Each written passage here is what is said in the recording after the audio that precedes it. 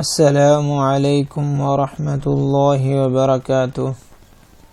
Welcome to my YouTube channel. Today in this video inshallah we will read Surah Al-Baqarah ayat number 83 to ayat number 84.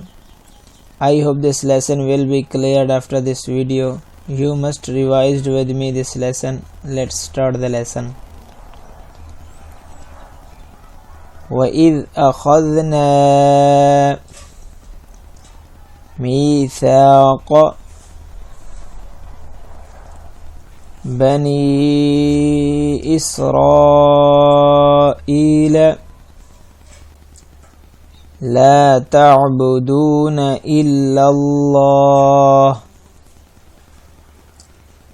وبالوالدين إحسانا وذي القربى واليتامى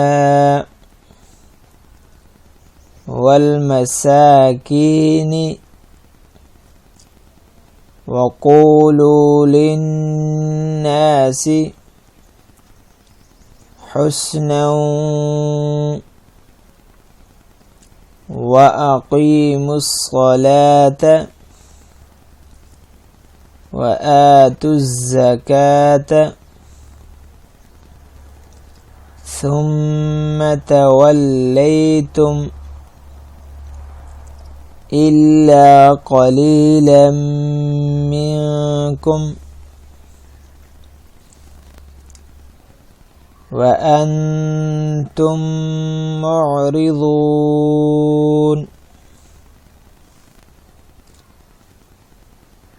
وإذ أخذنا ميثاقكم لا تسفكون دماءكم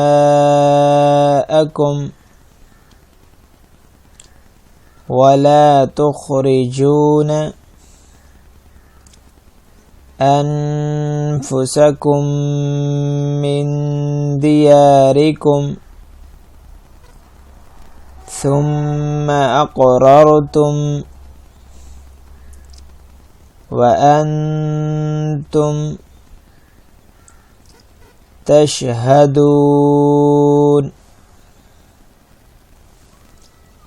وإذ أخذنا ميثاق بني إسرائيل لا تعبدون إلا الله وبالوالدين إحسانا وذي القربى واليتامى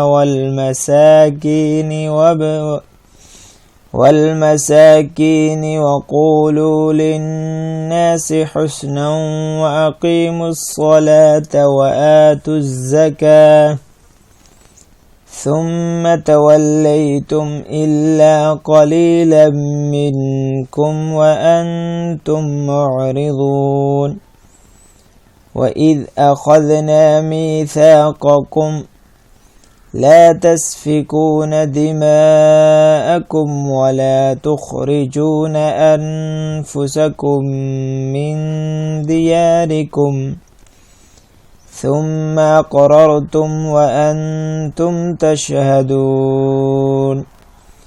To memorize this lesson, watch again and again must this video.